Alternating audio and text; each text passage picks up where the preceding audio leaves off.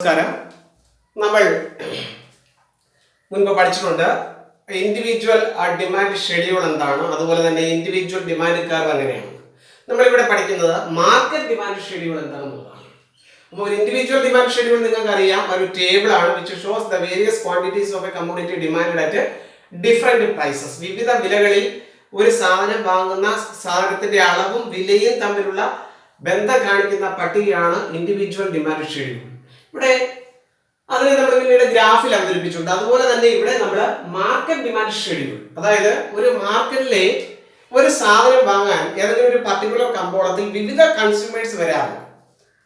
ആ വിവിധ കൺസ്യൂമേഴ്സ് ഏതെങ്കിലും ഒരു സാധനം വാങ്ങുമ്പോഴുള്ള ആ എല്ലാ കൺസ്യൂമേഴ്സിന്റെയും കൂടെ ആകെ ഡിമാൻഡിനെയാണ് നമ്മൾ മാർക്കറ്റ് ഡിമാൻഡ് എന്ന് വിളിക്കുന്നത്. ഓക്കെ, നമുക്ക് നോക്കാം മാർക്കറ്റ് ഡിമാൻഡ് ഷെഡ്യൂൾ. ഇവിടെ നമ്മൾ ഒരു കൺസ്യൂമറിന്റെ വിവിധ വിലകൾ തന്നിട്ടുണ്ട്. ഏതെങ്കിലും ഒരു സാധനം കൺസ്യൂമർ കൺസ്യൂം ചെയ്യുന്നത് കരുതുന്നത്, ഫോർ എക്സാമ്പിൾ ആപ്പിൾ ആണെന്ന് കരുതുക. ഒരു കിലോ ആപ്പിളിന്റെ പ്രൈസ് 50 രൂപ ഉള്ളപ്പോഴുള്ള വിലയുണ്ട്, 40 രൂപ, 30 രൂപ, ഇങ്ങനെ വില താഴ്ന്നു വരുന്നത് കാണാം. അപ്പോൾ 3 കൺസ്യൂമർ ആണ് ഈ മാർക്കറ്റിൽ. ഒരു കൺസ്യൂമർ അല്ല, 3 കൺസ്യൂമർ ഉണ്ട്. എ എന്ന കൺസ്യൂമർ, ബി എന്ന കൺസ്യൂമർ, സി എന്ന കൺസ്യൂമർ. ഈ 3 കൺസ്യൂമറിന്റെയും കൂടെ ഡിമാൻഡ് തരുന്നുണ്ട്. നോക്കിയേ, 50 രൂപ വിലയുള്ളപ്പോൾ എ എന്ന കൺസ്യൂമർ ഡിമാൻഡ് ചെയ്യുന്ന ആപ്പിളിന്റെ അളവ് 3 കിലോയാണ്.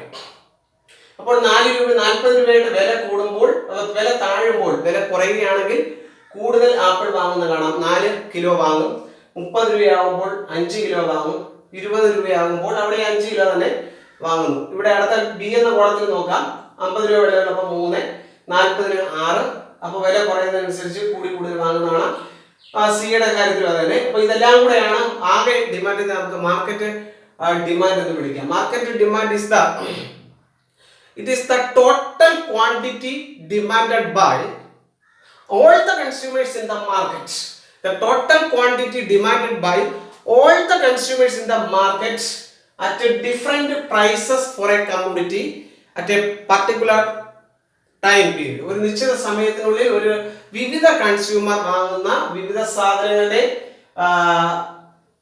ഏതെങ്കിലും ഒരു പർട്ടിക്കുലർ സാധനത്തിന്റെ വിലയും അവയുടെ ഡിമാൻഡും എല്ലാ കൺസ്യൂമേഴ്സിന്റെയും ഡിമാൻഡിന്റെ ആകെ തുകയാണ് മാർക്കറ്റ് ഡിമാൻഡ് ഷെഡ്യൂൾ എന്ന് പറയുന്നത്. Market demand schedule is a table which shows the various quantities of a particular commodity demanded by all the consumers in the market at different prices at a particular period of time. That is called the market demand schedule. Market demand schedule. അപ്പോൾ market demand schedule നമ്മൾ പറയുന്നത് ഇങ്ങനെ പറയാം. It is the horizontal summation of individual demand schedule. ഒരു individual demand ഷെഡ്യൂളിന്റെ ആകെ തിരശ്ചീന തുകയാണ് മാർക്കറ്റ് ഡിമാൻഡ് ഷെഡ്യൂൾ. കാരണം ഇവിടെ നോക്കി, ഈ 50 രൂപ വിലയുള്ളപ്പോൾ എ പർച്ചേസ് ചെയ്യുന്നത് 3 ക്വാണ്ടിറ്റി ആണെങ്കിൽ, ബി ആണെങ്കിൽ 3, സി 4. ഇതെല്ലാം കൂടെ കൂട്ടുമ്പോൾ ആകെ demand A plus B plus C. അപ്പൊ നമുക്കിവിടെ മനസ്സിലാവും 3, 3, 6, 4, 10 ക്വാണ്ടിറ്റിയാണ് മാർക്കറ്റ് ഡിമാൻഡ്. അപ്പോൾ 40 രൂപയായി വില താഴുകയാണെങ്കിൽ 6, 4, 10, 10, 20 ആയിട്ട് കൂടുന്നതായിരിക്കും മാർക്കറ്റ് ഡിമാൻഡ്. അടുത്ത 30 രൂപ വരെയുള്ളപ്പോൾ എ 5, ബി 7, സി 13. അപ്പോൾ 13, 7, 20, 5, 25 ക്വാണ്ടിറ്റി വാങ്ങുന്നതായിട്ട് കാണും. അപ്പോൾ ഇതുപോലെ 20 രൂപ വിലയുള്ളപ്പോൾ ഏകദേശം 30 ക്വാണ്ടിറ്റി വാങ്ങുന്നതാണ്. അപ്പോൾ മാർക്കറ്റ് ഡിമാൻഡ് എന്ന് പറയുന്നത് എയുടെയും ബിയുടെയും സിയുടെയും കൂടെ ആകെ ഡിമാൻഡാണ്. അപ്പൊ ഇനി ഈ വിലയും ഈ മാർക്കറ്റ് ഡിമാൻഡിലുള്ള ബന്ധം നോക്കിയേ. വില കുറയുമ്പോൾ മാർക്കറ്റ് ഡിമാൻഡ് കൂടുന്നതാണ്, അതുപോലെ വില കൂടുകയാണെങ്കിൽ മാർക്കറ്റ് ഡിമാൻഡ് കുറയുന്നതാണ്. അപ്പം ഇതെന്ന് പറയുന്നത് എയുടെയും ബിയുടെയും സിയുടെയും ഹൊറിസോണ്ടൽ സമ്മേഷൻ ആണ്. ഇതിനെ നമുക്ക് മാർക്കറ്റ് ഡിമാൻഡ് ഷെഡ്യൂൾ എന്ന് വിളിക്കാം. ഒരിക്കൽ കൂടെ പറയാം, market demand schedule is a table which shows the various quantities of a commodity demanded by all the consumers in the market at a different prices. That is the market demand schedule. നമുക്ക് ഇതിനെ ഗ്രാഫിലോട്ട് അവതരിപ്പിക്കുമ്പോൾ market demand curve നമുക്ക് കിട്ടുന്നതായിരിക്കും.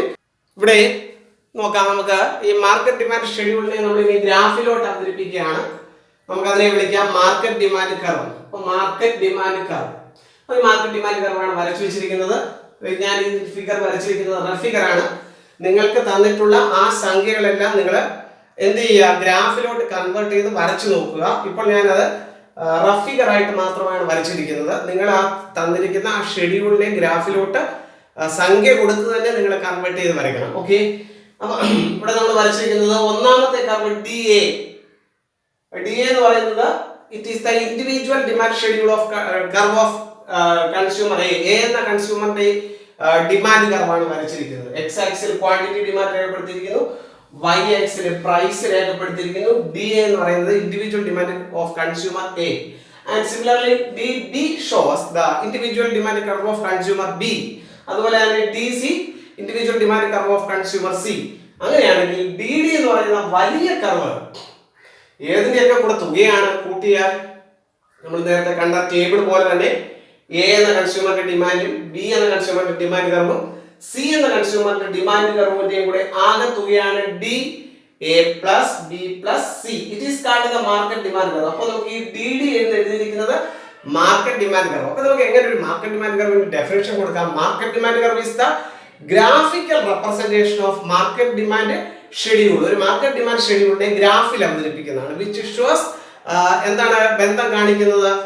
It is the which shows the relation between the quantity demand of all the consumers in the market at different prices. വിവിധ വിലകളിൽ കൺസ്യൂമറിന്റെ quantity demand എല്ലാ കൺസ്യൂമേഴ്സിന്റെയും A എന്ന കൺസ്യൂമേഴ്സിന്റെയും B എന്ന കൺസ്യൂമേഴ്സിന്റെയും C എന്ന കൺസ്യൂമേഴ്സിന്റെയും കൂടെ ആകെ ഡിമാൻഡിനെ നമുക്ക് മാർക്കറ്റ് ഡിമാൻഡ് കർവ് എന്ന് വിളിക്കാം. It is the horizontal summation of individual demand curve.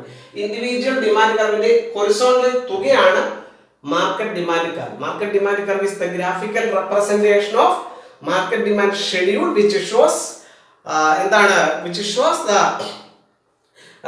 shows an inverse relationship between quantity demanded of all the consumers in the market at different prices. വ്യത്യസ്ത വിലകളിൽ ഒരു കമ്പോളത്തിലെ എല്ലാ കൺസ്യൂമേഴ്സിന്റെയും കൂടെ ആകെ ഡിമാൻഡിനെ നമ്മൾ ഗ്രാഫിൽ അവതരിപ്പിക്കുന്നതാണ് മാർക്കറ്റ് ഡിമാൻഡ് കർവ്. അപ്പോൾ മാർക്കറ്റ് ഡിമാൻഡ് ഷെഡ്യൂളും മാർക്കറ്റ് ഡിമാൻഡ് കർവും എന്താണെന്ന് നിങ്ങൾക്ക് മനസ്സിലായി എന്ന് നമുക്ക് കരുതിക്കൊണ്ട് അടുത്തതായി നമ്മൾ പഠിക്കുന്നത് ചേഞ്ചസ് ഇൻ ഡിമാൻഡ്. ഡിമാൻഡിലെ മാറ്റങ്ങൾ. എപ്പോൾ ഡിമാൻഡിലെ മാറ്റങ്ങൾ ഉണ്ടാവാം, അല്ലെങ്കിൽ ഒരു ഡിമാൻഡ് കർവിന് എപ്പോഴൊക്കെ തിരിവ് സംഭവിക്കാം, ചേഞ്ചസ് സംഭവിക്കാം. നമുക്കറിയാം usual demand curve slope downward from left to right അല്ലെ. ഡിമാൻഡ് കർവ് എപ്പോഴും ഡൗൺവേർഡ് ആയിട്ടായിരിക്കും സ്ലോപ്പ് ചെയ്യുന്നത്. ഇവിടെ നമ്മൾ ഡിമാൻഡിൽ ഉണ്ടാകുന്ന മാറ്റത്തെ പൊതുവെ രണ്ട് കാര്യങ്ങൾ കൊണ്ട് രേഖപ്പെടുത്താൻ കഴിയും. ഒന്നാമത്തെ കാര്യം എന്ന് പറയുന്നത് വിലയിൽ ഉണ്ടാകുന്ന മാറ്റം മൂലം, due to change in price, due to പ്രൈസിൽ ഉണ്ടാകുന്ന ചേഞ്ച് മൂലം. രണ്ടാമത്തത് അതർ ദാൻ പ്രൈസ്, അതായത് വില ഒഴിച്ചുള്ള മറ്റ് ഘടകങ്ങൾ, അതായത് ഇൻകം ആകാം, ടേസ്റ്റ് ആൻഡ് പ്രിഫറൻസ് ആവാം, മറ്റ് സാധനങ്ങളുടെ വിലയാവാം. ഇതിനെ നമുക്ക് അതർ ദാൻ പ്രൈസ് എന്ന് പറയാം. നമ്മളിവിടെ ഒന്നാമത്തെ ഘടകം പരിശോധിക്കുകയാണ്, ചേഞ്ചസ് ഇൻ ഡിമാൻഡ്. അപ്പോൾ പ്രൈസിലുണ്ടാകുന്ന മാറ്റത്തെ നമുക്ക് എങ്ങനെ ഏതൊക്കെ മാറ്റങ്ങളിലൂടെ കാണിക്കാമെന്ന് നമുക്കൊന്ന് ഗ്രാഫ് എടുത്ത് പരിശോധിച്ച് നമുക്ക് നോക്കാം. അപ്പോൾ വിലയിലുണ്ടാകുന്ന മാറ്റം എങ്ങനെയാണ് ഡിമാൻഡ് കർവിൽ മാറ്റം വരുത്തുന്നത് നമുക്കൊന്ന് പരിശോധിക്കാം. Due to changes in price, വിലയിൽ മാത്രം ഉണ്ടാകുന്ന മാറ്റം. നമ്മുടെ ഒ പി പ്രൈസിന് OQ ക്വാണ്ടിറ്റിയാണ് ഡിമാൻഡ് ചെയ്തിരിക്കുന്നത്. എക്സ് ആക്സിൽ ക്വാണ്ടിറ്റി ഡിമാൻഡ്, അതോടൊപ്പം തന്നെ വൈ ആക്സിൽ പ്രൈസുമാണ് കാണിച്ചിരിക്കുന്നത്. അതായത് OP1 പ്രൈസിന് Q1 ക്വാണ്ടിറ്റി ഡിമാൻഡ് ചെയ്തിരിക്കുന്നു. എ എന്ന പോയിന്റിൽ, ഓക്കെ, എ എന്ന പോയിന്റ് ഇതിനെ കാണിക്കുന്നു. OP1 പ്രൈസിന് OQ1 ക്വാണ്ടിറ്റിയാണ് ഡിമാൻഡ് ചെയ്തിരിക്കുന്നതെന്ന് മനസ്സിലാക്കാൻ കഴിയും. എല്ലാവരും assume that the price decreases to P2. Price P1 ൽ നിന്നും P2 ആയിട്ട് കുറയുന്നു എന്ന് അസ്യൂം ചെയ്യാം. അപ്പോൾ P1 ൽ നിന്നും പ്രൈസ് P2 ആയിട്ട് ചേഞ്ച് ചെയ്യുമ്പോൾ സ്വാഭാവികമായിട്ട് പ്രൈസ് താഴുമ്പോൾ നിങ്ങൾക്കറിയാം ക്വാണ്ടിറ്റി ഡിമാൻഡ് കൂടുന്നതായിരിക്കും. അപ്പോൾ പ്രൈസ് കുറയുമ്പോൾ ക്വാണ്ടിറ്റി ഡിമാൻഡ് ഇത്രയും കണ്ട് കൂടുന്നെന്ന് വിചാരിക്കുക. Q1 ൽ നിന്നും Q2 ആയിട്ട് ക്വാണ്ടിറ്റി ഡിമാൻഡ് കൂടുന്നു. ആ പോയിന്റ് നമുക്ക് ബി എന്ന് കൊടുക്കാം. അങ്ങനെയാണെങ്കിൽ എയും ബിയും ചേർത്ത് വരയ്ക്കുന്ന ഡിമാൻഡ് കർവ് നമുക്ക് കിട്ടും. ഇതാണ് ഡിമാൻഡ് കർവ്. ഇവിടെ നമുക്ക് സംഭവിച്ചത് മൂവ്മെന്റ് എയിൽ നിന്നും ബിയിലേക്ക് ഡൗൺവേർഡ് ആയിട്ട് മൂവ് ചെയ്തിരിക്കുന്നതാണ്. അപ്പോൾ പ്രൈസ് താഴുകയാണെങ്കിൽ ക്വാണ്ടിറ്റി ഡിമാൻഡ് കൂടുന്നു. അങ്ങനെയാണെങ്കിൽ മൂവ്മെന്റ് എയിൽ നിന്നും ബിയിലേക്ക് ഡൗൺ ആയിട്ട് സ്ലോപ്പ് ചെയ്യുന്നു. നമുക്ക് ഇതിനെ വിളിക്കാം എക്സ്പാൻഷൻ ഓഫ് ഡിമാൻഡ്. ഡിമാൻഡിന്റെ എക്സ്പാൻഷൻ അല്ലെങ്കിൽ വികാസം, എക്സ്പാൻഷൻ ഓഫ് ഡിമാൻഡ്. എപ്പോഴാണ് മൂവ്മെന്റ് എക്സ്പാൻഷൻ ഓഫ് ഡിമാൻഡ് ഉണ്ടാകുന്നത്? when price decreases the quantity demand increases. അപ്പോൾ due to falling price the quantity demand increases. that is called the expansion of demand. അപ്പോൾ expansion of demand നമ്മൾ എന്താണ് കണ്ടു കഴിഞ്ഞു. ഇനി നമുക്ക് അടുത്ത ഭാഗത്തേക്ക് നോക്കാം. അടുത്തൊരു മാറ്റം ഇവിടെ ശ്രദ്ധിക്കുക. പ്രൈസ് ഇപ്പോൾ P1 പ്രൈസിന് Q1 ആണ് ക്വാണ്ടിറ്റി എന്ന് വിചാരിക്കുക. അതായത് OP1 പ്രൈസിന് Q1 വന്ന ക്വാണ്ടിറ്റി എ എന്ന പോയിന്റിൽ അസ്യൂം ചെയ്യുക. ഇനി പ്രൈസ് കൂടുന്നു എന്ന് വിചാരിച്ച് നേരത്തെ നമ്മൾ കണ്ടത് പ്രൈസ് താഴ്ന്നതായിരുന്നു. ഇപ്പോൾ നമ്മൾ കാണുന്നത് പ്രൈസ് P1 ൽ നിന്നും P2 ആയിട്ട് വർദ്ധിക്കുന്നു എന്ന് വിചാരിക്കും. അപ്പോൾ പ്രൈസ് P2 ആയിട്ട് മുകളിലേക്ക് ഉയരുമ്പോൾ സ്വാഭാവികമായിട്ടും ക്വാണ്ടിറ്റി ഡിമാൻഡ് നേരത്തെ അത്രയും കാണത്തില്ല. ക്വാണ്ടിറ്റി ഡിമാൻഡ് Q2 ആയിട്ട് കുറയുന്നതായിട്ട് കാണാം. ക്വാണ്ടിറ്റി ഡിമാൻഡ് Q2 ആയിട്ട് കുറയുന്നത് കാണാം. അപ്പോൾ Q2 ക്വാണ്ടിറ്റി ഏത് പ്രൈസിന് വാങ്ങും? P2 പ്രൈസിന് വാങ്ങും. ഏത് പോയിന്റില്? B എന്ന പോയിന്റ്. അതിന് A, B ഉൾപ്പെടുന്ന പോയിന്റുകൾ കൂട്ടിച്ചേർത്ത് വരച്ചാൽ ഡിമാൻഡ് കർവ് കിട്ടും. നമുക്ക് AB എന്ന DD എന്ന ഡിമാൻഡ് കർവ് വിളിക്കാം. ഇവിടെ മൂവ്മെന്റ് എവിടെ നിന്നാണ് തുടങ്ങിയത്? OP1 പ്രൈസിൽ Q1 ക്വാണ്ടിറ്റി ആണ് തുടങ്ങിയത്. അപ്പോൾ എങ്ങോട്ടാണ് തിരിഞ്ഞത്? എയിൽ നിന്ന് മുകളിലേക്ക് ബിയിലേക്ക് തിരിയുന്നതായിട്ട് കാണാം. അപ്പൊ നമുക്ക് ഇതിനെ വിളിക്കാം contraction of demand.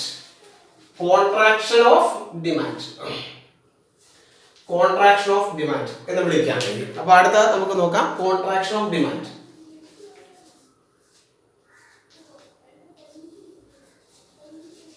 Contraction of demand എപ്പോഴാണ് കോൺട്രാക്ഷൻ ഓഫ് ഡിമാൻഡ് ഉണ്ടാവുന്നത്? when the price increases, the quantity demand decreases, the demand curve move to upward direction. movement along the demand curve അല്ലെ ടോപ്പ് മുകളിലേക്ക് നീങ്ങുന്നതായിട്ട് കാണാം. that is called the contraction of demand. അപ്പോൾ price increase ചെയ്യുമ്പോൾ quantity demand decrease ചെയ്യുന്നത് കാണാം. അതിനെ നമുക്ക് contraction എന്ന് വിളിക്കാം, കോൺട്രാക്ഷൻ ഓഫ് ഡിമാൻഡ് എന്ന് വിളിക്കാം. നേരത്തെ നമ്മൾ കണ്ടത് എക്സ്പാൻഷൻ ഓഫ് ഡിമാൻഡ് ആയിരുന്നു. എയിൽ നിന്ന് ബിയിലേക്ക് വരുന്ന എക്സ്പാൻഷൻ ഓഫ് ഡിമാൻഡ് ആയിരുന്നു. ഓക്കെ, ഇതാണ് expansion and contraction of demand. അടുത്ത ഭാഗത്തേക്ക് പോവാം.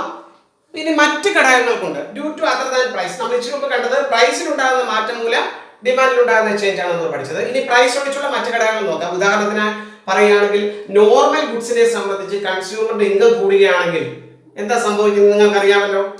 നോർമൽ ഗുഡ്സിനെ സംബന്ധിച്ച്, സാധാരണ വസ്തുക്കളെ സംബന്ധിച്ച് കൺസ്യൂമറിന്റെ വരുമാനം കൂടുകയാണെങ്കിൽ സ്വാഭാവികമായിട്ടും ഡിമാൻഡും കൂടുന്നതായിരിക്കും. അപ്പോൾ കൺസ്യൂമർ ഇൻകം കൂടുകയാണെങ്കിൽ നോർമൽ ഗുഡ്സിനെ സംബന്ധിച്ച് ഡിമാൻഡ് കൂടും. എന്നാൽ ഇൻഫീരിയർ ഗുഡ്സിനെ സംബന്ധിച്ച് ഡിമാൻഡ് കുറയുകയാണ് ചെയ്യുന്നത്. ഇൻകം കൂടുമ്പോൾ ഡിമാൻഡ് കുറയുകയാണ് ചെയ്യുന്നത്. അപ്പൊ ഇവിടെ നമ്മൾ കൺസ്യൂമറിന്റെ വരുമാനം കൂടുമ്പോൾ നോർമൽ ഗുഡ്സ് ആണെന്ന് വിചാരിച്ചാൽ നോർമൽ ഗുഡ്സിനെ സംബന്ധിച്ച് demand curve shifted to right, വലത്തോട്ട് ഷിഫ്റ്റ് ചെയ്യുന്നതായിട്ട് കാണാം. ഇവിടെ പ്രൈസിന് യാതൊരു മാറ്റവും ഇല്ല, കമ്പോളത്തിലുള്ള വിലയ്ക്ക് യാതൊരു മാറ്റവും ഇല്ല. കൺസ്യൂമറിന് അവരവരുടെ താല്പര്യം അനുസരിച്ച് ഉണ്ടായ ഡിമാൻഡിലെ ചേഞ്ച് ആണ് വന്നിരിക്കുന്നത്. അതുകൊണ്ട് തന്നെ ഇവിടെ എ എന്ന പോയിന്റിൽ നിന്ന് ഡിമാൻഡ് കർവ് ബിയിലോട്ട് കർവ് തിരിയും. അപ്പൊ D1 എന്ന് പറയുന്നത് പുതിയ ഡിമാൻഡ് കർവാണ്. അത് എന്തുകൊണ്ടാണെന്ന് ചോദിച്ചാൽ due to increase in income of the consumer, വരുമാനം കൊണ്ടാണ്, മറ്റു കാര്യങ്ങൾ കൊണ്ടല്ല. അങ്ങനെയാണെങ്കിൽ സ്വാഭാവികമായിട്ട് എന്ത് ചെയ്യും? കൺസ്യൂമറിന്റെ ഡിമാൻഡ് കർവ് വലത്തോട്ട് തിരിയുന്നതായിരിക്കും. And now he will be able to purchase more quantity, Q1 quantity purchase, that is movement from A to B shows increase in demand. The demand curve shifted outward or the rightward shift of the demand curve. Demand പൂർണ്ണമായിട്ടും demand curve വലത്തോട്ട് തിരിയും. നേരത്തെ നമ്മൾ കണ്ടത് ഒരൊറ്റ demand കർവിൽ നിന്ന് തന്നെയായിരുന്നു മൂവ്മെന്റ് ഉണ്ടായത്. എയിൽ നിന്ന് ബിയിലോട്ടുള്ള മൂവ്മെന്റ് ഒരു ഡിമാൻഡ് കർവിൽ നിന്ന് തന്നെയാണ്. അല്ലെങ്കിൽ സിയിലോട്ടുള്ള മൂവ്മെന്റ് തിരിച്ചുള്ളത് എല്ലാം ഒരു ഡിമാൻഡ് കർവിൽ തന്നെയായിരുന്നെങ്കിൽ ഇത് വലത്തോട്ട് പൂർണ്ണമായിട്ടും ഡിമാൻഡ് കർവ് ഷിഫ്റ്റ് ചെയ്തതായിട്ട് കാണുന്നതാണ്. ഇനി ആ മറ്റൊരു ഘടകം നമ്മൾ നോക്കുന്നത് ഇൻകം കുറയുകയാണെങ്കിൽ, ഇൻകം ഡിക്രീസ് ചെയ്യുകയാണെങ്കിലോ അല്ലെങ്കിൽ കോംപ്ലിമെന്ററി ഗുഡ്സിന്റെ പ്രൈസ് താഴുകയോ ചെയ്യുകയാണെങ്കിൽ, കോംപ്ലിമെന്ററി ഗുഡ്സിന്റെ പ്രൈസിൽ ഉണ്ടാകുന്ന ചേഞ്ച് മൂലമോ എന്ത് ചെയ്യാം? ഡിമാൻഡ് കർവിൽ മാറ്റങ്ങൾ വരാം. കോംപ്ലിമെന്ററി ഗുഡ്സിന്റെ പ്രൈസ് കൂടുകയാണെങ്കിലോ ഇൻകം കുറയുകയാണെങ്കിൽ ചെയ്യുന്നത് എന്താണെന്ന് ചോദിച്ചാൽ, വരുമാനം കുറയുകയാണെങ്കിൽ എന്തായിരിക്കും സ്വാഭാവികമായിട്ട് സംഭവിക്കുന്നത്? നിലവിലുള്ള ഡിമാൻഡ് കർവ് ലെഫ്റ്റിലോട്ട് തിരിയും. നേരത്തെ അത്രയും സാധനം വാങ്ങില്ല, അവിടെ പൈസ കുറവാണ്. അപ്പോൾ എന്ത് ചെയ്യുന്നു? സ്വാഭാവികമായിട്ടും കൺസ്യൂമർ അത്രയും വാങ്ങില്ല. പുതിയ ഡിമാൻഡ് കർവ് D1 ആയിട്ട് തിരിയുന്നതായിട്ട് കാണാം. ലെഫ്റ്റിലോട്ടായിരിക്കും തിരിയുന്നത്. അപ്പോൾ OQ ക്വാണ്ടിറ്റി ആയിരുന്നു പർച്ചേസ് ചെയ്തുകൊണ്ടിരുന്നത് A എന്ന പോയിന്റിൽ. ഇനി Q1 ആയിട്ട് ക്വാണ്ടിറ്റി കുറയും. അപ്പോഴും പ്രൈസിൽ മാറ്റമില്ല. പ്രൈസിലുള്ള മാറ്റം കൊണ്ടല്ല ഡിമാൻഡ് മാറിയത്, ഈ രണ്ട് ഘടകങ്ങൾ കൊണ്ടാണ്. കൺസ്യൂമറിന്റെ ഇൻകം കുറഞ്ഞത് കൊണ്ടോ അല്ലെങ്കിൽ കോംപ്ലിമെന്ററി ഗുഡ്സിന്റെ വില കൂടിയത് കൊണ്ടോ എയിൽ നിന്ന് ബിയിലോട്ട് ഡിമാൻഡ് കർവ് ലെഫ്റ്റിലോട്ട് തിരിയാൻ സാധ്യതയുണ്ട്. അങ്ങനെയാണെങ്കിൽ പുതിയ ഡിമാൻഡ് കർവ് D1 ആണ്. Demand curve shifted to leftward, ലെഫ്റ്റിലേക്ക് ഡിമാൻഡ് കർവ് തിരിയുന്നതാണ്. ഇതിനെ നമ്മൾ വിളിക്കുന്നത് ഡിക്രീസ് ഇൻ ഡിമാൻഡ് എന്നാണ്. ഇത് നമ്മൾ വിളിക്കുന്ന പേര് decrease in demand. Okay, decrease in demand. നേരത്തെ നമ്മൾ കണ്ടത് ഡിമാൻഡ് കർവ് എങ്ങോട്ട് തിരിഞ്ഞു എന്നുള്ളതാണ്, വലത്തോട്ട് ഷിഫ്റ്റ് ചെയ്തതായിട്ട് കാണാം. അപ്പോൾ നമുക്ക് വിളിക്കാം ഇൻക്രീസ് ഇൻ ഡിമാൻഡ്. അപ്പോൾ വലത്തോട്ട് തിരിയുകയാണെങ്കിൽ നമ്മൾ വിളിക്കുന്നത് ഇൻക്രീസ് ഇൻ ഡിമാൻഡ്. ലെഫ്റ്റിലോട്ട് തിരിയുകയാണെങ്കിൽ ഡിക്രീസ് ഇൻ ഡിമാൻഡ് എന്ന് വിളിക്കുന്നു. ഇത് രണ്ടും തിരിഞ്ഞിരിക്കുന്നത് രണ്ട് ഡിമാൻഡ് കർവിലാണ്, ഒരൊറ്റ ഡിമാൻഡ് കർവിലല്ല, രണ്ട് ഡിമാൻഡ് കർവിലാണ്. എന്നാൽ എക്സ്പാൻഷൻ കോൺട്രാക്ഷൻ നമ്മൾ നേരത്തെ കണ്ടതാണ്, രണ്ടും ഒരൊറ്റ ഡിമാൻഡ് കർവിലാണ് തിരിഞ്ഞത്. ഇത്രയാണ് ചേഞ്ചസ് ഇൻ ഡിമാൻഡ് എന്ന് പറയുന്നത്. ഓക്കെ, നമുക്ക് അടുത്ത ക്ലാസ്സിൽ ബാക്കി നോക്കാം.